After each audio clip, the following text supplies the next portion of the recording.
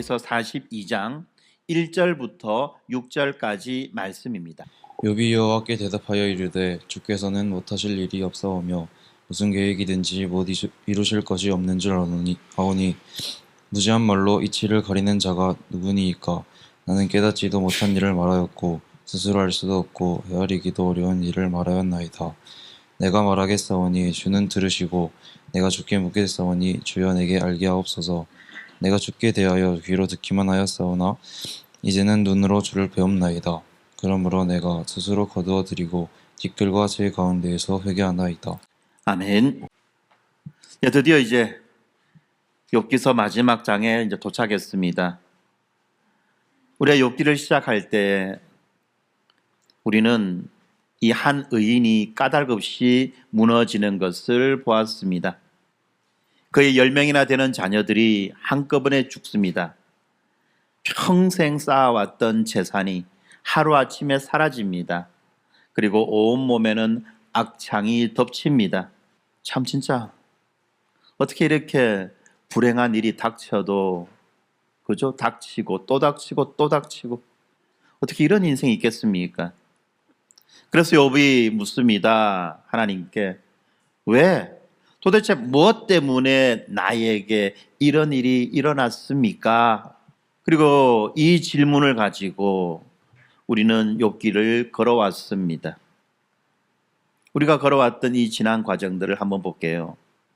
먼저 욥의 세 친구는 욥을 위로한답시고 욥을 찾아옵니다. 그러나 오히려 욥에게 네가 이렇게 된 것은 네가 죄를 지었기 때문이야.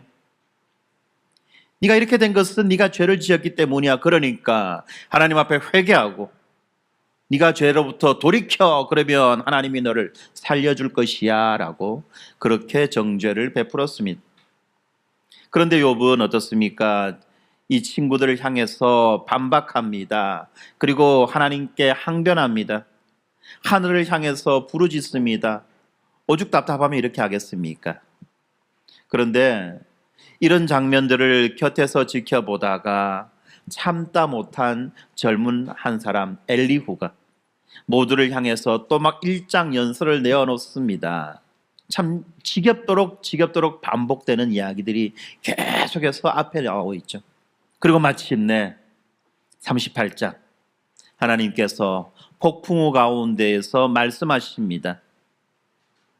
하나님께서 땅에 기초를 놓을 때 너는 도대체 어디 있었느냐? 네가 알면 대답해라. 전능자의 그 창조주, 전능자이시며 창조주이신 하나님에 대해서 도대체 네가 뭘 안다고 네가 이렇게 입을 벌리느냐? 라는 말씀이죠. 이런 폭풍 속에서 울리는 이 천둥 번개와도 같은 그 하나님의 말씀 앞에서 욥은 자신의 손으로 자기의 입을 가로막습니다. 그리고 침묵합니다. 그러다가 마침내 오늘 이 욥기의 마지막 42장에서 이제 욥이 마지막으로 입을 엽니다. 그런데 사랑하는 성도 여러분, 우리가 욥기를 쭉 읽어오면서 한 가지 놀라운 사실을 발견하게 되는데 그것은 뭐냐면 욥기는 처음부터 끝까지 사람이 왜 고난을 당하는가? 사람이 왜 고난을 당하는가라는 이 질문에 대한 답을 주지 않습니다. 사실 우리는 욥기를 읽으면서 가장 궁금해하는 지점이 바로 이 지점 아닙니까? 왜 우리는 살다가 어려움을 당합니까? 왜 우리는 살다가 어려움을 당합니까? 하나님을 믿지 않는 불신자들이 어려움을 당하는 것은 그래도 이해하겠는데 왜 하나님의 백성이라고 하는 자들이 왜 이렇게 엄청난 어려움을 당하고 고통 속에 살아가게 됩니까? 하나님의 돌보심은 도대체 어디 있습니까? 우리가 이렇게 어려움을 당할 때 하나님 도대체 어디 계십니까? 사실 우리는 이 질문에 대한 해답을 정말 궁금해하지 않습니까? 알고 싶지 않습니까? 그래서 한 번씩 그런 이야기들을 합니다. 정말 곤란한 질문을 합니다. 어떤 질문을 하냐면 이 사회적 대참사가 일어났을 때 거기에도 분명히 하나님의 백성이 있을 건데 왜 하나님께서는 그들을 구원해 주시지 않고 살려주시지 않고 왜 그렇게 끔찍한 일을 당하게 내버려 두십니까? 라는 질문을 할 때 사실 참 난감합니다. 어떻게 그걸 한두 마디로 잘라서 말할 수 없기 때문에. 그러니까 어떤 아주 좀 단순하게 대답하는 것을 즐겨하시는 분들은 그런 말을 하죠. 그들이 죄를 지었어. 우리가 믿는 자나 믿지 않는 자나 다 똑같이 하나님 앞에 죄인이니까 죄인은 심판받아 마땅해. 그래서 그들이 심판받은 거야. 참 그럴듯하지만 너무 무책임한 그런 대답을 하는 경우들을 들어봅니다. 그리고 또 그런 대답이 사회적인 무리를 일으키는 그런 일들도 봅니다. 그런데 욥기에서는요, 이 질문에 대한 대답을 주지 않아요. 이 질문에 대한 대답을 주지 않습니다. 욥에게도 마찬가지입니다. 사실 우리는 욥기를 읽으면서 시작 부분에 욥이 왜 고난을 당하게 되었는지 그 원인을 알고 있지요. 그건 우리가 압니다. 다시 말하면 욥기를 읽는 독자들을 향해서 하나님께서 친절하게 욥이 왜 이런 고난을 당하고 있는지에 대해서 설명을 해 주셨죠. 그러나 정작 말씀 안에서 이 고난을 당하고 있는 욥은 아무것도 모르죠. 왜 자기가 이런 고난을 당하는지 영문도 모르고 고난을 당하는 겁니다. 하나님은 천상에서 일어났던 일들을 욥에게 밝혀주지 않으십니다. 욥이 고난 당하는 이유를 알려주지 않는 거예요. 그러면서도 욥에게 고난을 허용하신 거죠. 참 욥의 입장에서 보면요, 욥은 정말 답답해서 죽을 것 같고 그야말로 우리가 보통 하는 말 미치고 팔짝 뛸 그런 노릇, 그런 지경에 지금 욥이 처해 있지 않습니까? 그런데 이 욥기서 42장에 이르게 되면 욥은 이전과는 달라진 태도, 이전과는 달라진 사람으로 등장합니다. 그동안에는 어떻습니까? 욥이 너무나 답답해가지고 하나님께 따지고 하나님과 씨름하고 그랬던 욥이 이제는 잠잠히 침묵합니다. 그리고 하나님 앞에 담담히 고백합니다. 무엇이 욥을 이렇게 바꾸었을까요? 조금 전까지만 하더라도 그야말로 미치고 팔짝 뛸 그런 답답함에서 하나님 앞에 하소연하고 호소하고 그야말로 때로는 하나님 앞에 대들고 했던 이 욥이 왜 갑자기 이렇게 잠잠하고 조용하게 변했을까요? 욥이 어떤 대답을 얻었기 때문에 그런 것이 아닙니다. 결론적으로 말씀드리자면 욥은 이런 하나님과의 씨름하는 그 과정 가운데에서 문제의 해답을 얻은 것이 아니라 자기에게 주어진 그 문제보다도 그리고 자기가 알고 싶은 그 답보다도 더 크신 하나님, 더 크신 그 하나님을 이제 만났기 때문에 그는 하나님 앞에서 잠잠히 침묵할 수 있게 되었던 것입니다. 그래서 5절에서 욥이 이렇게 고백합니다. 내가 주께 대하여 귀로 듣기만 하였사오나 이제는 눈으로 주를 배움나이다.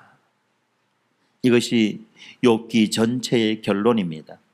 그리고 이 고백이 우리의 고백이 되기를 바랍니다. 사랑하는 성도 여러분, 이 욥기 42장을 보면요, 아주 좀 정말 놀랍고 치밀한 이 부분들을 발견할 수 있습니다. 특별히 욥기 42장 1절부터 6절까지 이 말씀은 오늘 우리가 읽었던 이 부분이죠. 욥의 마지막 고백입니다. 욥이 하나님 앞에 하는 마지막 고백인 거예요. 사실 이 욥기서 전체가 일종의 시로 구성되어 있습니다. 시의 형태로 기록되어 있죠. 그런데 이 마지막 부분, 욥의 마지막 고백도 또한 이 시의 형태로 기록되어 있습니다. 물론 우리는 지금 번역된 이 성경을 읽기 때문에 이것이 시로 기록된 건지 아니면 이것이 일반적인 문장으로 기록된 건지 아니면 이것이 대화로 기록된 건지 잘 구분이 되지 않습니다만, 그러나 원래적인 원문을 살펴보면 이 부분은 지금 욥의 노래로 기록되었던 것이에요. 왜 이렇게 했느냐? 여기에는 의도가 있습니다. 다시 말하면 어떤 의도가 있느냐 하면 지금 욥이 이렇게 극적으로 변화된 것, 하나님 앞에서 욥의 태도가 이렇게 극적으로 변화된 것은 어떤 지식적이고 어떤 논리적인 설득에 의해서가 아니라 하나님과의 인격의 만남, 하나님 앞에서의 그 하나님과 인격적인 그 만남에서 욥의 변화가 왔다는 것을 지금 문학적으로 표현해 주고 있는 것입니다. 2절에 보면 주께서는 못하실 일이 없사오며 무슨 계획이든지 못 이루실 것이 없는 줄을 아오니라고 말합니다. 여기에서 안다, 여기서 압니다라는 이 말은요, 과거에서부터 현재까지 지속적으로 확립되어 온 알미라는 겁니다. 이것은 어떤 논리적인 예측, 논리적인 어떤 추론이 아니라 경험적인 확신이라는 겁니다. 다시 말하면 지금 욥은 폭풍 가운데 하나님을 만남으로써 이제 욥의 그 하나님에 대한 그 욥의 지식이 이제는 확정되었다는 것입니다. 욥은 이전에도 하나님을 알고 있었습니다. 전능하신 하나님, 온 우주와 만물을 통치하시고 다스리시는 하나님, 하나님의 그 섭리도 알았고요, 하나님의 주권도 알았습니다. 이것은 이미 욥기서 9장에서 욥이 했던 말입니다. 뿐만 아니라 욥은요, 하나님에 대한 어떤 지식뿐만 아니라 신학적으로도 아주 조예가 깊었던 그런 사람이었습니다. 그래서 욥은 19장 25절에서 나의 구속자가 살아 계신다라고 하는 놀라운 믿음의 고백을 하기도 합니다. 그런데 욥기서 42장, 오늘 우리가 보는 이 본문에서 욥은 어떻게 태도가 달라집니까? 욥은 어떻게 태도가 달라집니까? 하나님 앞에 이렇게 고백하지요. 내가 주께 대하여 귀로 듣기만 하였사오나 이제는 눈으로 주님을 배웁나이다. 여기에서 귀로 듣기만 하였사오나라는 이 말을 직역하면 들음으로 들었다는 거예요. 내가 듣는 것으로 들었다는 말입니다. 듣는다는 말이 2번 반복되죠. 여러분 아시죠? 반복은 뭐다? 중요하다. 그죠? 반복은 잔소리가 아니라 반복은 중요한 겁니다. 예, 듣는 것으로 들었습니다. 이건 아주 중요한 표현이죠. 강조입니다. 무슨 말입니까? 내가 하나님에 대해서 충분히 들었습니다. 들을 만큼 들었습니다. 이 말인 거예요. 다시 말하면 하나님에 대해서 가지고 있는 욥의 그 지식의 풍부함을 말하는 겁니다. 그는 충분히 들었습니다. 오랫동안 들었습니다. 그리고 철저히 들었습니다. 마치 우리 교회의 교육 방식인 것 같아요. 예, 충분히 듣고 반복해서 듣고 철저히 들었습니다. 그런데 여러분, 그것은 뭡니까? 여전히 듣는 거죠. 여전히 듣는 겁니다. 그런데 이어지는 고백이 있죠. 이제는 눈으로 주를 배움나이다. 이제는 눈으로 주를 배움나이다. 다시 말하면 내 눈이 당신을 지금 보고 있습니다. 내 눈이 지금 당신을 보고 있습니다 라고 하는 이 선언인 거예요. 여기서 이 내 눈이라는 이 말은 아주 개인적이고 직접적인 사적인 만남을 의미합니다. 아주 개인적이고 직접적인 만남, 인격적인 만남을 의미하는 거죠. 이 보았다는 이 말은 이 만남이 지금까지 계속해서 지속적으로 이어져 오고 있다는 의미를 포함합니다. 이 부분에 대해서 16세기의 신학자 존 칼빈은 하나님에 대한 지식, 하나님 지식을 2종류로 구분합니다. 첫째는 하나님에 대한 지식이고 또 하나는 하나님을 아는 지식인 겁니다. 하나님에 대해서 아느냐, 하나님을 아느냐 하는 거죠. 우리가 알고 있듯이 하나님에 대한 지식은요, 하나님에 대한 인포메이션, 어떤 정보들을 쌓아놓는 거예요. 마치 아이들이 학교 수업 시간에 수업을 통해서 어떤 지식을 쌓듯이 그렇게 하나님에 대한 인포메이션, 정보들을 쌓아놓는 것이 바로 하나님에 대한 지식입니다. 그러나 이 하나님을 아는 것은요, 하나님과 인격적으로 만나는 것입니다. 하나님과 인격 대 인격으로 만나는 것, 이것이 하나님을 아는 것입니다. 욥은 이 고난 이전에도 하나님에 대한 정보를 풍성하게 가지고 있었습니다. 그런데 이 폭풍우 가운데에서 욥은 하나님의 인격을 경험했던 것입니다. 다시 말하면 답보다도 훨씬 큰 하나님, 나에게 주어진 이 문제보다도 훨씬 더 크신 하나님, 그분을 만났다는 것입니다. 이 만남 이후에 욥이 어떤 말을 합니까? 3절을 보니까 무지한 말로 이치를 가리는 자가 누구이니까 나는 깨닫지도 못한 일을 말하였고 스스로 알 수도 없고 헤아리기 어려운 일을 말하였나이다 라고 고백합니다. 여기에 나오는 이 무지한 말로 이치를 가리는 자가 누구이니까 라는 이 말은 사실은 앞에서 하나님께서 하셨던 그 질문에 대한 대답이죠. 앞에서 나오는 욥기서 38장 2절에서 하나님이 이 폭풍 가운데 욥의 친구들에게 던지는 그 책망이 있었습니다. 하나님이 그때 뭐라고 말씀하시느냐 하면 이 무지한 말로 이치를 가리는 자가 누구냐? 라고 물으셨어요. 욥은 지금 그 질문에 대한 답을 하는 겁니다. 뭐라고 답합니까? 접니다 라는 거죠. 앞에 나오는 38장에서 하나님이 따져 물으셨던 그 질문에 대한 해당자는 누구냐면 욥의 3명의 친구들이었습니다. 욥의 3명의 친구들을 향해서 너희들이 나에 대해서 제대로 알지 못하면서 다 아는 것처럼 이러쿵 저러쿵 어떻게 그렇게 말을 할 수 있느냐 라고 하신 건데, 욥은 지금 이 말씀을, 이 질문을, 이 질책을 자기 친구들에게 돌리는 것이 아니라 바로 자기 자신에게 돌리고 있지요. 이것이 바로 진정한 겸손의 증거라는 것입니다.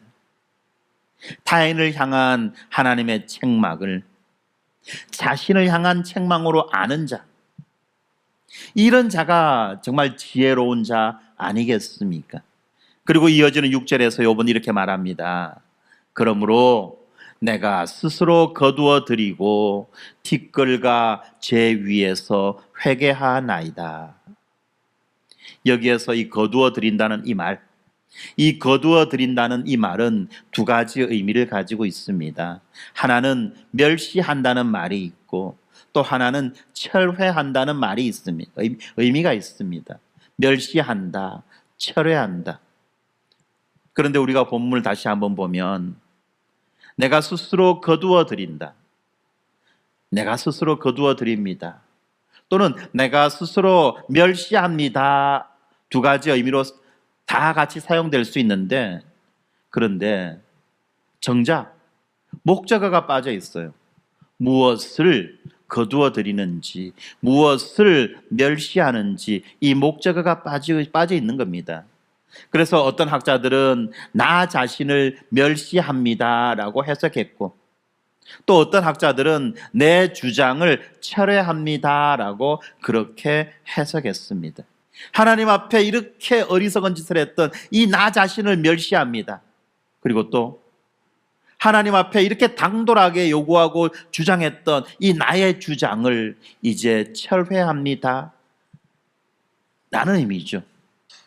그래서 우리는 이 2가지 의미를 함께 살려보는 것이 좋을 것 같습니다.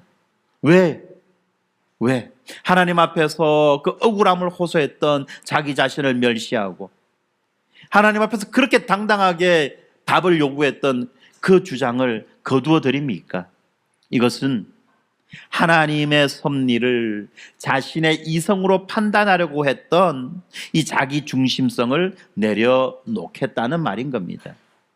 하나님, 내한테 좀 답 좀 해주세요. 내가 그 답을 들어보고 정말 내가 처한 이 상황이 가당키나 한 건지 아닌지 내가 한번 판단해 보려고 합니다. 요번 이런 마음으로 하나님 앞에 호소했던 것 아닙니까? 그런데 이런 주장들을 이제는 거두어 드린다는 겁니다. 철회한다는 겁니다. 내 중심이 아니라 하나님 중심으로 이제 나를 보겠습니다. 라는 의미입니다. 이어져 나오는 이 회개한다는 이 말도 마찬가지입니다. 회개합니다. 이 단어도 뉘우칩니다. 또 위로를 받습니다. 라는 두 가지 의미가 있습니다.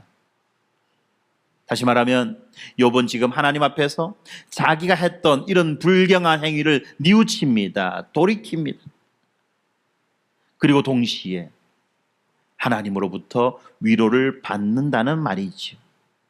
무슨 말입니까? 우리의 삶을, 나의 중심성을 하나님 앞에 내려놓고 그 자리에 무릎을 꿇을 때, 내가 무릎 꿇는 그 자리가 하나님의 위로가 임하는 자리라는 것입니다. 그렇지 않나요, 여러분?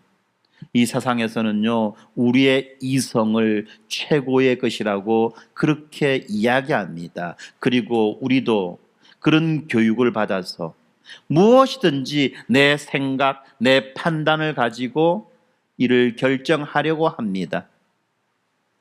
그리고 사람들은 이러한 사람들을 보고 주관이 투철한 사람, 자기 주관이 뚜렷하고 분명한 사람이라고 말하죠. 좋은 사람이라고 이야기합니다. 물론 어떤 면에서는 그렇습니다. 그러나 하나님 앞에서 마저 이렇게 자기의 주관과 자기의 고집과 자기의 신념을 가지고 나아간다면 그것은 여전히 하나님 앞에서 자기 중심성을 가지고 하나님 앞에 나온 자, 자기 중심적인 성을 가지고 하나님을 믿는 자라는 것입니다. 이런 자들은 성경의 말에 귀를 기울이지 않죠. 늘 내 생각에는, 내 판단에는, 내 경험에는 이라는 식으로 말하면서 하나님의 말씀을 재단하고 하나님의 섭리와 하나님의 인도하심을 재단하는 자들인 거예요. 바로 그러한 자들이 오늘 우리에게 말씀하시는, 오늘 우리가 눈으로 보는 그 하나님 앞에 무릎을 꿇어야 할 것입니다. 그리고 그렇게 자기 중심성을 내려놓고 하나님, 나는 아무것도 아닙니다. 하나님이 전부입니다. 하나님만이 전능하시며 하나님만이 나의 참된 주님이십니다 라고 고백하며 자기의 중심성을 내려놓는 그런 자들에게, 애통하며 자기 중심성을 내려놓는 그런 자들에게 하나님의 위로가 임한다는 말입니다. 19세기 영국의 철학자 존 스튜어트 밀이라고 하는 철학자가 있었습니다. 이 철학자는요, 어린 시절부터 아버지로부터 조기 교육을 받았어요. 아주 철저한 이 지적인 훈련을 받았습니다. 그래서 6살에 그리스어를 뗍니다. 8살에 라틴어를 익힙니다. 6살에 중국어 떼고 8살에 영어 뗐다는 말이에요. 그리고요, 12살에는요, 아리스토텔레스의 논리학을 공부합니다. 아리스토텔레스의 논리학이라고 하면요, 이 철학의 근간을 이루는 아주 기초적이며 기본적인 어떤 학문인데 모든 학문의 근간이 되는, 그걸 익혔다는 겁니다. 몇 살에? 12살에. 우리 아이들은 12살에 지금 뭘 하고 있나 몰라. 여러분, 이미 이 말이 무슨 말이냐면 이미 대학 과정 마쳤다는 거예요. 12살에 대학교 조기 졸업한 거예요. 대단하죠? 부럽죠? 여러분, 우리 애들도 그랬으면 좋겠죠? 그죠? 그런데 여러분, 비록 이 스튜어트 밀에게는요, 머릿속에는요, 방대한 지식이 이렇게 쌓여 있었지만, 그러나 그가 20살이 되던 해에 사춘기가 옵니다. 무슨 말이냐면 극심한 정신적 공황에 빠집니다. 그러면서 이렇게 고백합니다. 나는 모든 것을 알고 있었지만 아무것도 느끼지 못했습니다. 모든 것에 대한 지식을 가지고 있었지만 이 지식이 나와 아무 상관이 없는 그냥 객관적 지식이었다는 겁니다. 아무것도 느끼지 못했다는 겁니다. 무슨 말입니까?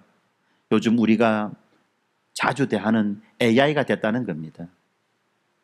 AI처럼 세상의 모든 지식은 다 가지고 있지만 그 어느 지식에 대해서도 인격적인 만남이 없었다는 거예요. 사랑하는 성도 여러분, 어쩌면 이것이 욥이 고난 당하기 이전의 상태일 수도 있는 것입니다. 이 욥은 하나님에 대한 이론적으로 모든 것을 다 알고 있었습니다. 그러나 그 하나님을 느끼지 못했다는 겁니다. 하나님의 섭리 가운데 임한 그 고난은요, 이런 욥을 파괴하고 무너뜨리고 지워버리기 위한 것이 아니라 바로 이런 욥을 하나님 자신 앞으로 이끌어가기 위한 과정이었다는 겁니다. 그리고 마침내 욥이 이 폭풍 가운데에서 하나님을 눈으로 뵙게 되었을 때에 그는 처음으로 완전한 위로를 받게 된 것입니다. 완전한 위로를 받게 된 것입니다. 욥이 어떤 자기의 질문, 궁금함에 대한 해답을 얻어서 그런 것이 아닙니다. 자기가 왜 고난당하는지 그 원인과 그 이유를 알게 되어서 그런 것이 아니라는 겁니다. 그러면 무엇입니까? 문제보다도 크시고 답보다도 크신 그 하나님을 만났기 때문에 하나님으로부터 오는 그 위로를 받게 된 것입니다. 사랑하는 성도 여러분, 우리는 지금 하나님에 대해서 귀로 듣는 자리에 있습니까? 아니면 우리의 눈으로 하나님을 보는, 하나님을 배우는 그 자리에 있습니까? 신학적인 지식은 있지만 살아계신 하나님과의 그 인격적인 그 씨름이 없는 그런 상태로 있지는 않습니까? 이거보다 더한 최악이죠. 진짜 최악은 하나님에 대한 지식도 없고 하나님과의 씨름도 없는 그런 상태는 그야말로 최악인 상태죠. 그거 빼고. 그러면 최상은 무엇입니까? 하나님에 대한 지식과 더불어 하나님과 함께 씨름하는 것, 이것이 바로 최상의 상태인 것입니다. 여러분은 지금 어떤 자리에 있습니까? 하나님에 대해서 관심도 없고 알지도 못하고 그냥 이 자리에 끌려 나온 상태로 있습니까? 그것은 최악의 상황이 내 인생 가운데 펼쳐지고 있는 겁니다. 그런데 우리 가운데 어떤 분들은 그래, 내가 그래도 교회 와서 하나님에 대해서 좀 들었고 좀 알고 있지 라고 여겨지는 분이 있습니까?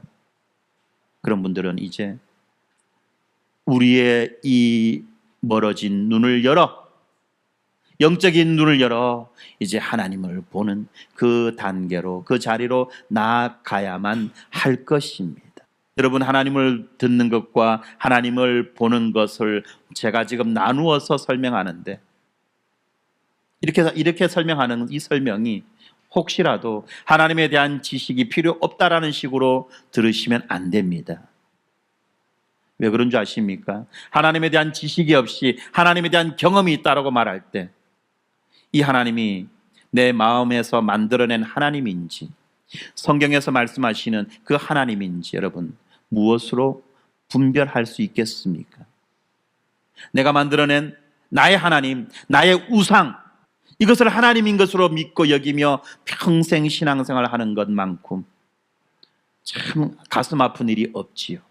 여전히 하나님을 모르는 상태, 내가 믿는 이 하나님이 과연 성경이 말하는 하나님이냐, 아니면 내 마음속에 내가 만들어낸 나만의 하나님이냐를 분별할 수 있는 유일한 기준은 성경에 하나님에 대해서 어떻게 말씀하시는가 하는 하나님에 대한 지식이라는 겁니다. 그러므로 우리는 하나님에 대한 지식도 필요하고 하나님과의 인격적인 만남도 함께 필요한 것입니다. 이어지는 7절의 말씀입니다. 여호와께서 욥에게 이 말씀을 하신 후에 여호와께서 대만 사람 엘리바스에게 이르시되 내가 너와 내 두 친구에게 노하나니 이는 너희가 나에 대하여 말한 것이 내 종 욥의 말같이 옳지 못함이니라. 단도직입적으로 말하면 무슨 말입니까? 너희들은 나에 대해서 안다고 말하지만 다 틀렸어. 오히려 너희들이 지금 지적하고 있는 욥이 나에 대해서 더 잘 알고 있어 라고 하시는 말씀이죠. 여기서 하나님은 욥의 친구들을 향하여서 노한다라고 그렇게 말씀합니다. 이 노한다는 이 말씀은 어떤 의미냐? 나의 코가 불탄다는 의미입니다. 나의 코가 불탄다. 무슨 말입니까? 하나님의 그 거룩한 분노가 이제 어디까지 차올랐다는 겁니까? 머리 끝까지 차올라서 이제 코마저도 벌겋게 달아오르게 되었다는 거죠. 그런데 이러한 하나님의 진노의 대상이 누굽니까? 욥이 아니라 바로 욥의 세 친구들입니다. 욥의 이 세 친구들이 하나님에 대해서 뭐라고 말했습니까? 한번 여러분들 진짜 정신 차리고 욥기 한번 읽어보세요. 욥의 친구들이 하는 말요, 틀린 말 하나도 없어요. 틀린 말이 하나도 없습니다. 그래서 어떤 사람들은 오히려 욥의 친구들의 말을 보고 은혜 받습니다. 야, 나도 이래 살아야 되겠구나. 내가 이래 살면 복 받겠구나. 그렇게 욥기를 보는 사람들도 있습니다. 욥의 친구들은 하나님의 전능하심과 하나님의 공의로우심과 하나님의 심판을 정말 정확하게 설명합니다. 변호합니다. 신학적으로 들으면 정말 그럴듯합니다. 그런데 욥은 어떡합니까? 하나님 앞에 따지고 듭니다. 대듭니다. 하나님과 씨름합니다. 심지어는 하나님이 불의하시다라는 이런 선 넘는 발언까지도 하죠. 물론 대놓고 하지는 않지만 둘러서. 그러니까 우리가 욥과 욥의 친구들이 하는 말을 가만히 볼 때 친구들이 옳은 말을 하고 욥이 잘못된 그런 말을 하는 것처럼 보이기도 합니다. 그런데 하나님이 뭐라고 판결하십니까? 정반대입니다. 너희가 나에 대해 말한 것이 내 종 욥의 말같이 옳지 못하다. 특별히 여기에서 하나님이 욥을 무엇라고 칭호하십니까? 무엇라고 부르십니까? 7절과 8절에 보면 무려 4번이나 욥을 내 종이다 부르십니다. 내 종 욥. 여러분, 이 내 종이라고 하는, 하나님께서 나의 종이라고 하시는 이 말이 얼마나 큰 영예인지, 얼마나 영광스러운 말인지 여러분들 아셔야 됩니다. 내 종 욥이라고 하니까 아이고 종놈이 내가 아니에요. 이 칭호, 하나님의 종 누구누구라고 하는 이 칭호는 구약에서 모세에게 붙여졌습니다. 다윗에게 붙여졌습니다. 그리고 이사야서에 나오는 그 고난받는 종에게 붙여졌습니다.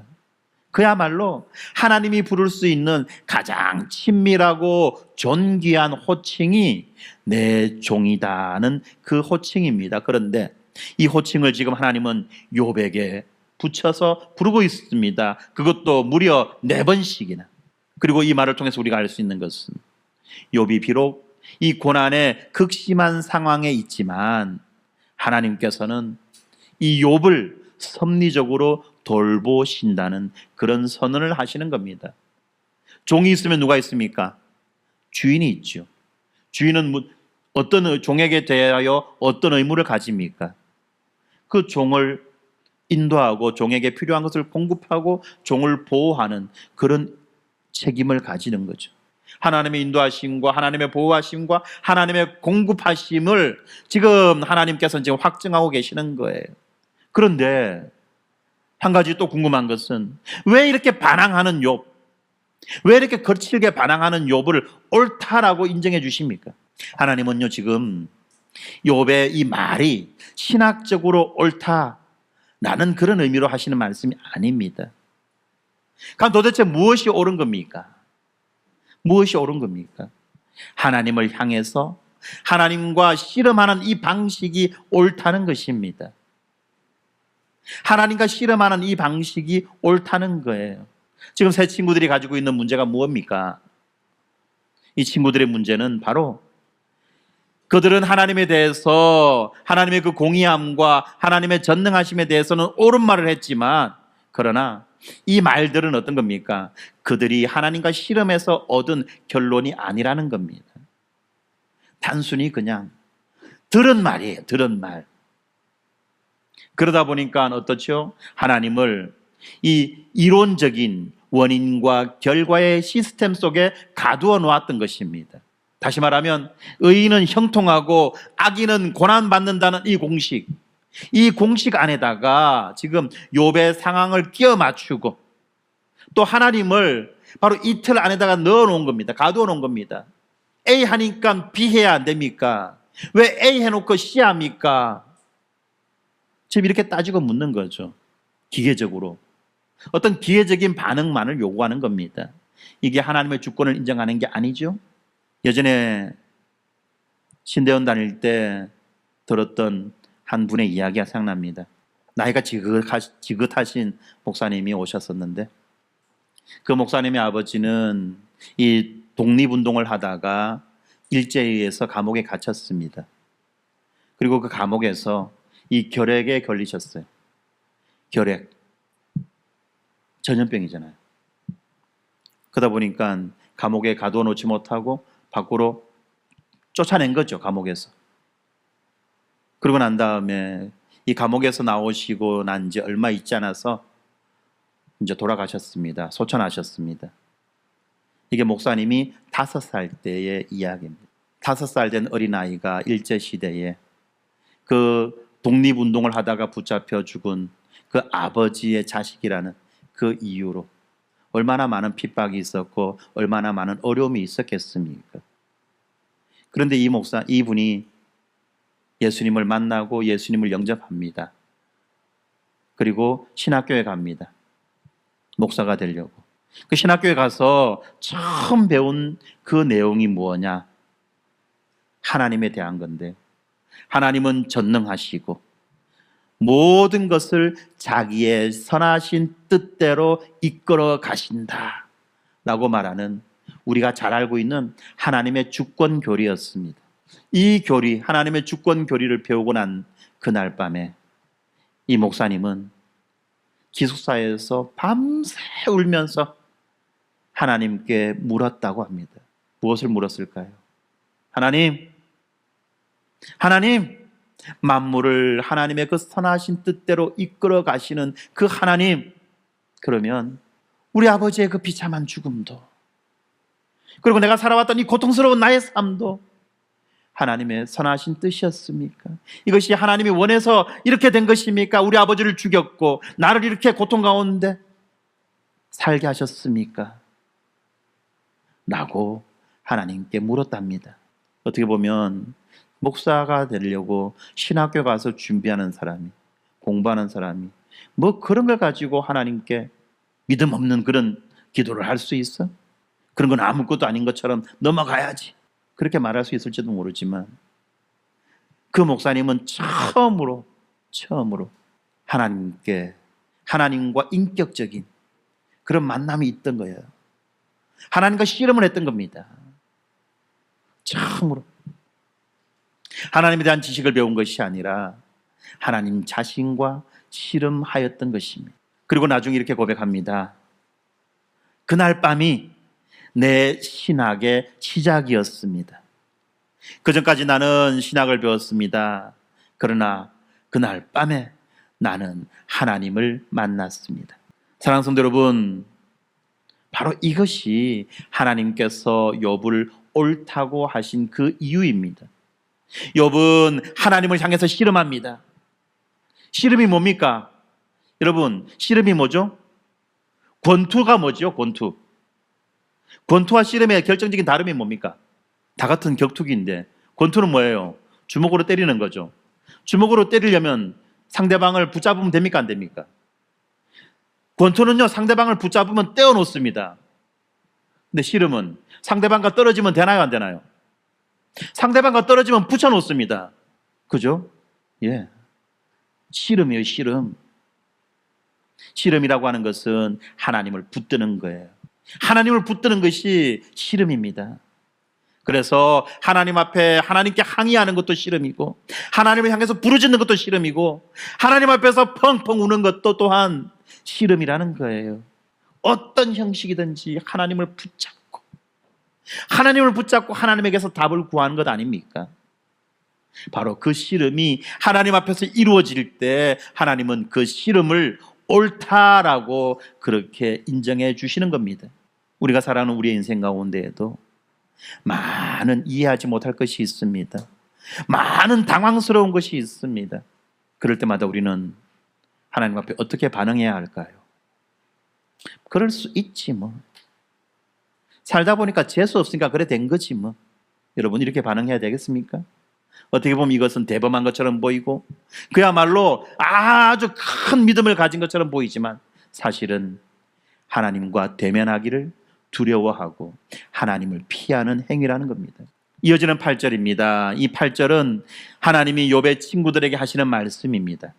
너희는 수소 7마리와 순양 7마리를 가지고 내 종 욥에게 가서 너희를 위하여 번제를 드리라. 내 종 욥이 너희를 위하여 기도할 것인즉 내가 그를 기쁘게 받으리니. 네. 지금 하나님께서는 이 친구들의 그 죄를 용서하기 위해서 욥을 중보자로 세우셨습니다. 친구들의 죄를 용서하기 위한 중보자 욥. 여러분, 욥과 친구들의 관계가 지금 어떤 관계입니까? 욥은 그 친구들에게 정말로 뼈를 깎는 것과 같은 그런 정죄를 당했지 않습니까? 정말로 그들로부터 깊은 상처를 받았지 않습니까? 그런데 하나님은 그 욥을 그 친구들의 중보자로 세우시는 것입니다. 여기서 우리는 이 구속사의 한 패턴을 발견합니다. 고난받는 의로운 자가 자신을 정죄한 자들을 위한 중보자가 되는 이 패턴. 고난당하고 고난받는 이 의로운 자가 자신을 정죄하고 자신을 핍박하고 자신을 모욕했던 그 자들을 위한 중보자가 되는 이 패턴을 우리는 하나님의 구속사에서 볼 수 있지 않습니까? 이사야서 53장에 나오는 그 고난받는 종의 이야기에서, 그리고 우리가 잘 알고 있는 예수 그리스도에게서 우리는 이런 패턴들을 발견할 수 있습니다. 죄 없이 고난받으신 우리 예수님께서는 자신을 십자가에 못 박은 자들을 위해서 기도하십니다. 아버지여, 저들을 사하여 주시옵소서. 조롱하고 모욕하고 침뱉고 배반하고 끝내 십자가에 못 박아 죽이려고 하는 그 자들을 향해서, 그 자들을 위해서 하나님께 저들을 사하여 달라고 그렇게 기도하십니다. 지금 욥기에 나오는 이 욥의 중보가 바로 예수 그리스도의 중보를 미리 보여주는 것입니다. 그리고 10절은 우리들에게 한 가지 결정적인 사실을 말씀합니다. 욥이 그의 친구들을 위하여 기도할 때에, 욥이 그의 친구들을 위하여 기도할 때에 상식적으로 보면 어떤 이야기가 나올까요? 하나님께서는 욥의 친구들의 죄를 용서해 주시고 라는 말이 나와야겠죠. 그런데 본문에서는 어떤 말이 나옵니까? 욥이 그의 친구들을 위하여 기도할 때에 여호와께서 욥의 곤경을 돌이키시고, 여호와께서 욥의 곤경을 돌이키시고, 욥이 자신을 위해서 기도할 때가 아니라 자신에게 상처 준 자들을 위해서 기도할 때 욥의 회복이 시작됩니다. 이것이 바로 욥기에 나오는 아름다운 역설이라는 것입니다. 여러분, 살다가 억울한 일을 당하십니까? 살다가 정말 억울하고 분한 일을 당하셨습니까? 그때 자기의 억울함과 자기의 분함을 붙잡고 있는 그 자들은 회복을 받기가 어렵습니다. 아니, 회복 안 됩니다. 자기에게 잘못한 자들을 감싸 안는 그 마음으로 그들을 향한, 그들을 위한 그 기도의 문을 여는 자들에게 하나님의 은혜가 임한다는 사실을 여러분 기억하십시오. 제가 교회 안에서, 물론 우리 교회는 아닙니다. 그러나 교회 안에서 가장 많이 듣는 이야기 가운데 하나, 저 상처받았어요. 저 상처받았어요. 특별히 다른 교회에서 상처받고 우리 교회 와가지고 나 상처받았어요. 웃자라고요. 한강에서 뺨 맞고 종로에 가서 눈을 기는 것도 아니고, 거기에서 상처받았으면 그 상처받은 그 자리에서 해결을 해야지. 왜 너무 집에 와가지고 내 상처받았다라고 울고 불고 떼쓰고 왜 그렇게 하죠? 오늘 보면 우리에게 뭐라고 말합니까? 네가 상처받았느냐? 알겠다. 그래, 너 상처받았어. 그래, 그럼 너 이제부터 뭘 해야 될까? 너의 상처를 붙잡고 그것을 묵상하며 그것을 키워가는 것이 올바른 도리냐? 아니면 너에게 상처 준 자들을 위하여 기도하는 것이 그것이 하나님의 선하신 뜻이냐를 묻지 않습니까? 그렇습니다. 자신에게 잘못한 자들을 감싸 안는 마음으로 기도의 문을 여는 자들에게 하나님의 회복의 은혜가 임한다는 겁니다. 여러분 오해하지 마세요. 이 말이 또 이 중보 기도의 대가가 아주 기계적인 그런 회복이라는 말이 아닙니다. 욥이 친구들을 위해서 기도했다는 이 말이 먼저 무슨 말인지 알아야 됩니다. 욥이 친구들을 위해서 기도했을 때 이것은 뭡니까? 욥의 내면이, 욥의 마음의 중심이 자기 중심에서 이제는 어디로 옮겨간 겁니까? 타인 중심으로 옮겨갔다는 증거입니다. 자기 중심으로 있으면요, 여러분 기도 뭐 할 수 없습니다. 기도를 하더라도 그것은 형식적인 껍데기 기도예요. 그러나 자기 중심을 내려놓고 타인 중심으로 그 마음의 중심을 옮겨갈 때에 비로소 그를 향한 참된 기도, 진짜 기도가 나타나기 시작한다는 것입니다. 그리고 이런 내면의 변화, 자기 중심성에서 타인 중심적으로 이렇게 옮겨가는 이런 내면의 변화가 바로 하나님의 은혜를 받기에 준비된 상태, 하나님의 은혜를 받을 수 있는 상태라는 것을 드러내는 거죠. 여러분, 회복은요 하나님의 주권적 은혜입니다. 그러나 하나님은요 이 용서하는 마음이 열린 자에게, 용서하는 마음이 열린 자에게 하나님의 주권적 은혜를 부어주시기를 기뻐하시는 것입니다. 사랑하는 성도 여러분, 이제 마지막 부분, 42장의 마지막 부분이죠. 욥의 회복 이야기를 한번 살펴보겠습니다. 그런데 이 지점을 우리가 제대로 이해하지 못하면 우리는 또다시 앞으로 돌아갑니다. 무슨 말이냐? 욥기가 끈질기게 무너뜨리고자 했고 또 우리가 지겹도록 반복해서 들었던 바로 그 오류로 다시 돌아가게 된다는 겁니다. 10절부터 12절까지 보면 하나님은 욥에게 이전보다 갑절의 축복을 주십니다. 갑절의 은혜를 베푸십니다. 그리고 많은 사람들은 이 갑절의 은혜를, 욥기 하면 갑절의 은혜밖에 생각이 안 나죠. 구체적으로 양은 7,000마리에서 14,000마리로 늘어납니다. 낙타는 3,000마리에서 6,000마리로 늘어납니다. 소는 500결이에서 100결이로, 나귀는 500마리에서 1,000마리로 정확하게 2배입니다. 정확하게 2배입니다. 그래서 어떤 사람들이 이런 말도 하죠. 2배짜리 뭐 샀다 이런 식으로 말하는 사람도 있습니다. 그런데 이런 게 아니죠. 또 누구는 이런 말합니다. 욥이 고난을 잘 참았으니까 복을 받았다. 욥이 고난을 잘 참았으니까 하나님이 욥에게 복을 주셨다라고 말합니다. 이 말이 맞는 말입니까? 여러분 틀린 말입니까?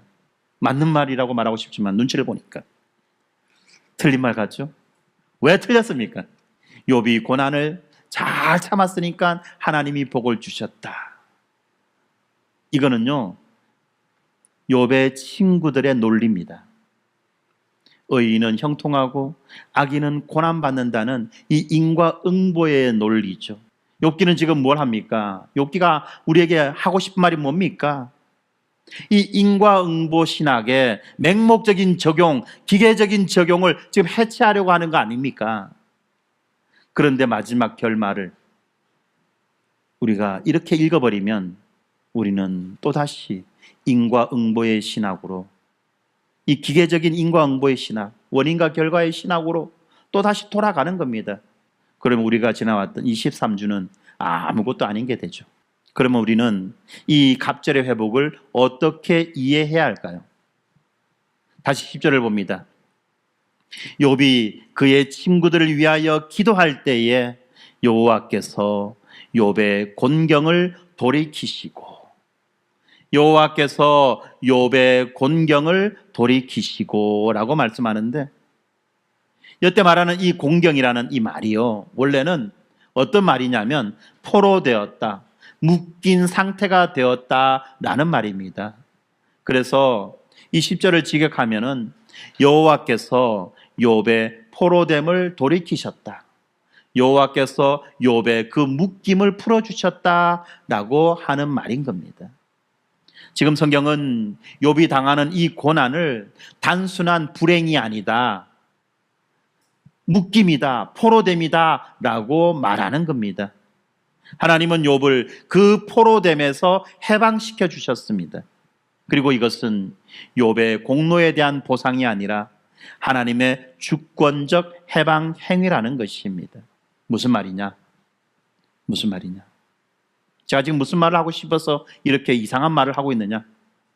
그거는 바로 욥이 고난을 참았기 때문에 2배의 복을 받았다는 것이 아니라 하나님께서 욥을 그 묶임에서 풀어주셨다. 그리고 그 풀어짐의 증거가 바로 2배의 축복이라는 것입니다. 이 2배의 축복이 말하는 가가 무엇이냐? 성경 고린도후서 1장 15절에 보면요, 바울이 이렇게 말합니다. 그리스도의 고난이 우리에게 넘친 것 같이 우리가 받는 위로도 그리스도로 말미암아 넘치도다. 넘치도다. 2배라는 겁니다. 뿐만 아니라 이 회복의 날을 선포하는 이사야서 61장 7절에 보면 너희가 수치 대신에 보상을 배나 얻으며 능욕 대신에 몫으로 말미암아 즐거워할 것이라. 그리하여 그들의 땅에서 갑절이나 얻고 영원한 기쁨이 있으리라 라고 그렇게 약속합니다. 다시 말하면 욥이 얻은 이 갑절은 십자가를 통과한 자들에게 주어지는 하나님의 그 새 창조의 은혜, 하나님의 그 구속의 은혜를 가리키는 말입니다. 욥이 하나님께서 욥을 회복시켜 주셨다. 그리고 그 회복의 결과가 바로 갑절이라는 겁니다. 이 여기에 흥미로운 사실이 있습니다. 이 제사는요, 여러분, 제사는 정확하게 갑절이죠. 그런데 자녀는 어떻습니까? 아들 7, 딸 3. 자녀는 어떻죠? 만약에 계산대로 하면은 잃어버린 게 아들 7, 딸 3이니까 하나님이 주신 것은 곱하기 2, 7 곱하기 2는 27? 예. 그다음에 3, 2, 3, 6이죠. 그래서 아들 14명, 딸 6명, 도합 20명의 자식을 얻었더라라고 기록되어야 되는데 성경은 그렇게 말하지 않아요. 왜 그럴까요? 왜 그럴까요? 우리는 이 지점을 정말 잘 봐야 됩니다. 재산은 곱하기 2인데 자식은 그렇지 않다는 겁니다.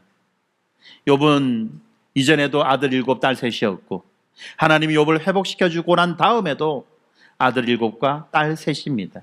그런데 여러분, 이 지점에서 우리의 시야를, 영적인 시야를 넓혀야 됩니다.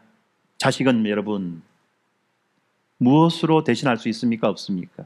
자식은 무엇으로 대신할 수 있습니까? 없습니까? 애들은 모르겠죠. 부모는 압니다. 내 자식 하나하나 그건 무엇으로도 대체할 수 없는 거예요. 그렇지 않나요? 아무리 내 속을 썩이고 만날 때마다 원수처럼 싸우지만 그 자식요 무엇으로도 대신할 수 없는 거예요. 그래서 어떤 말을 합니까? 자식이 죽으면 어디에다 묻는다? 가슴에다 묻는다죠. 갖다 내버리는 거 아니에요. 가슴에 묻고 품고 살아갑니다. 무엇으로도 대신할 수 없는 자식이라는 겁니다. 그뿐만이 아닙니다. 이제 우리의 영적인 시야를 넓혀서 이 자식을 바라볼 때 부활의 날에, 여러분, 이 부활의 날에 욥은 그 죽은 자식들을 다시 만난다는 것입니다. 그렇기 때문에 영혼의 관점에서 우리가 바라보게 되면 욥은 이제 총 20명의 자식을 가진 것이 되는 겁니다. 이런 식으로 하나님은 욥에게 완전한 회복을 주시는 겁니다. 뿐만 아니라 이 사실을 통해서 궁극적이고 완전한 회복이 이 땅에서 이루어지는 것이 아니라 부활 이후에 이루어진다는 것을 우리들에게 분명하게 보여주고 있습니다. 15절의 말씀도 중요합니다. 그 딸들은 그 땅에서 가장 아름다운 여자들이었고 그들의 아버지가 그 오라비들과 같이 그들에게도 기업을 주었더라. 그들에게도 기업을 주었더라. 지금 욥은 딸들에게도 아들들과 똑같은 기업을 줍니다. 이 당시의 상황에서 여러분, 딸에게 기업을 주는 것은 이거는 보통 일이 아닙니다. 민수기 27장에 나오는 이 슬로브핫의 딸들의 경우처럼 아주 특별한 예외의 경우, 아주 특별한 예외의 경우, 그것도 딸을 귀하게 여겨서가 아니라 그 가문에 내려오는 그 가문의 재산을 지키기 위해서 이렇게 딸들에게 재산을 나누어주는, 기업을 나누어주는 그런 일이 있죠. 그런데 욥은 왜 이렇게 특별한 일을 합니까? 딸들에게 기업을 나누어주는 이런 일을 하냐는 겁니다. 오늘날에는 다 똑같으니까 이게 당연하지인데 당시에는 아니었다는 겁니다. 이것은 바로 이 하나님의 회복이 단순한 어떤 원상복구, 수적인 어떤 회복이 아니라 더 공의롭고 더 아름다운 새로운 세계를 우리들에게 가져다 준다는 것을 보여주는 것입니다.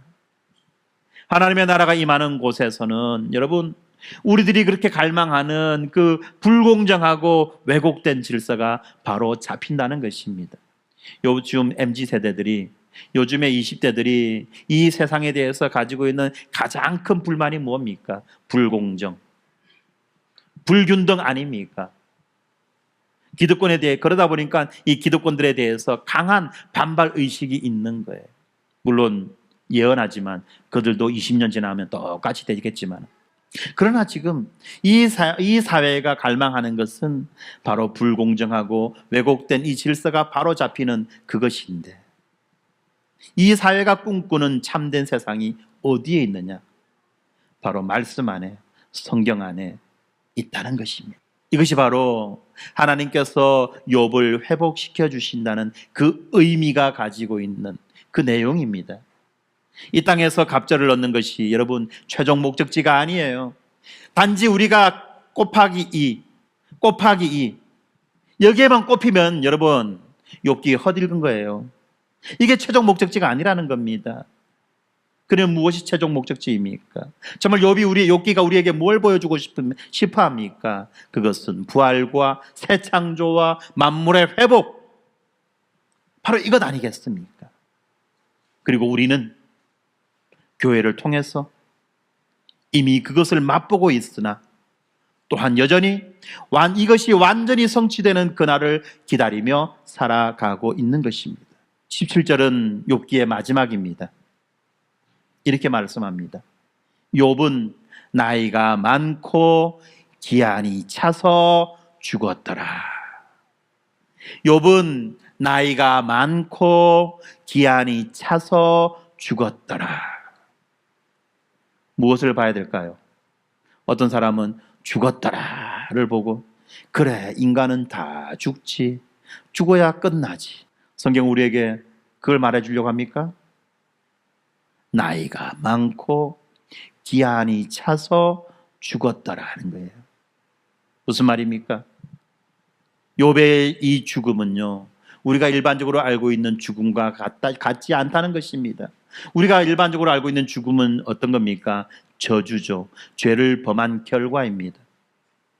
그러나 지금 욥이 맞이한 이 죽음은 저주가 아니라 충만한 삶의 완성이다. 삶의 완성이다라고 그렇게 말하고 있습니다. 1장에서 아무 영문도 모르고 까닭없이 모든 것을 잃어버렸던 욥이 이제 마지막 42장에 오니까 기한을 가득 채우고 죽습니다. 충만한 삶으로 완성되는 것입니다. 사랑하는 성도 여러분, 지금까지 우리는 이 욥기의 긴 내용을 살펴보았습니다. 욥기 1장에서 사탄이 하나님께 말합니다. 욥이 까닭없이 하나님을 경외하겠습니까? 당신이 그를 두르신 울타리를 거두어 보십시오. 그러면 틀림없이 욥은 당신을 향하여 욕할 것입니다. 사람이 아무 이유 없이 하나님 그 자체만을 사랑할 수 있는가? 아무것을 얻지 못한다고 할지라도 하나님만으로 사람은 충만함을 경험하며 살아갈 수 있는가? 이것이 바로 욥기를 관통하며 우리들에게 제기하고 있는 문제입니다. 그리고 마지막 42장이 이렇게 대답하는 겁니다. 그렇다. 사람은 아무 이유 없이 하나님을 사랑할 수 있다. 아무 것을 얻지 못한다 할지라도 사람은 하나님만으로 만족할 수 있다. 왜냐하면 하나님 자신이, 하나님이 무엇보다도 가장 큰 선물이기 때문이다. 여러분은 무엇을 얻기 원하시며 무엇을 얻을 때 만족하십니까? 욥기는 우리에게 말합니다. 이 세상의 돈도 명예도 건강도 어떤 지식도 아니라 하나님, 우리 그 하나님 그 한 분을 붙잡고 그 한 분을 만나고 그 한 분을 소유하는 것만으로 우리의 삶은 이미 충만한 삶이다 라는 것을 말씀하고 있습니다. 욥은 고난 끝에 재산을 갑절로 회복합니다. 그러나 여러분, 욥이 진정으로 받은 것은 그 갑절의 재산이 아니에요. 42장 5절에서 말했던 이제는 눈으로 주를 배옵나이다 라는 이 고백처럼 욥이 진짜로 받은 것은 바로 하나님 자신이라는 겁니다. 하나님 자신이라는 겁니다. 사랑하는 성도 여러분, 시간은 이제 설교를 마쳐야 되지만 욥기를 마무리하는 기념으로 한 걸음만 더 나가 봅시다. 한 발짝만. 욥은 의로우셨으나 까닭없이 고난을 받으신 그 한 분을 보여줍니다. 그분도 배신당했고 정죄받았고 버림받았습니다. 그러나 이 욥의 친구들이 준비한 이 숫소와 순양을 가지고 욥이 하나님께 번제를 드릴 때 하나님은 욥의 친구들을 용서하셨죠. 그런데 우리 예수님에게는 아무도 이 번제로 드릴 순양과 순념소를 가지고 오지 않았습니다. 그래서 우리 예수님은 친히 이 세상의 죄를 지고 가는 하나님의 어린 양이 되어 주셨고, 그리고 하나님은 그 예수를 믿는 자들을 의롭다고 해 주셨습니다. 욥기가 가리키는 최종적인 실체인 이 의로우신 예수 그리스도께서는 고난을 받으셨고 사흘 만에 부활하심으로 새 창조의 첫 열매가 되셨습니다. 이제 이 그리스도의 부활 안에서 갑절의 회복이, 새 창조의 공의가, 그리고 완성된 삶이 모두 성취되는 것입니다. 사랑하는 성도 여러분, 오늘 이 자리에 욥처럼 고난 가운데 계신 분이 계십니까? 왜 이런 일이 내게 일어나는지 이해할 수 없어서 답답하고 괴로우신 분들이 계십니까? 현실의 삶이 너무나도 답답해서 하나님께 따져 묻고 싶은 분이 계십니까? 욥기가 우리들에게 말합니다. 여러분, 우리가 그런 상황에 있을 때 하나님께 따져 묻고 하나님과 씨름합시다. 씨름은 하나님을 붙드는 것입니다.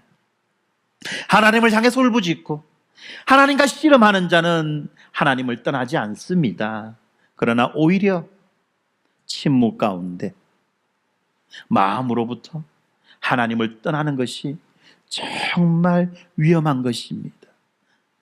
남들 보기에는 크고 대단한 믿음을 가진 것처럼 아무렇지도 않은 척 그렇게 넘어가고 그렇게 포장하고 막연한 그 기대를 가지고 이것 또한 지나가리라, 나중에는 잘 될 거야. 욥기를 보니까 욥이 참으니까, 이빨 깨물고 참으니까 2배의 축복을 받았는데 그냥 참고 버티고 견디지 뭐. 여러분, 그 결과가 뭔지 아시죠? 화병입니다. 화병이에요. 이거는 결코 올바른 삶의 태도가 아닙니다. 하나님과 씨름하고 하나님을 향해 울부짖고 하나님을 붙잡고 매달리는 겁니다. 하나님, 전능하신 하나님, 내 인생에 이런 문제가 있습니다. 하나님, 내 인생에 이런 문제가 있습니다.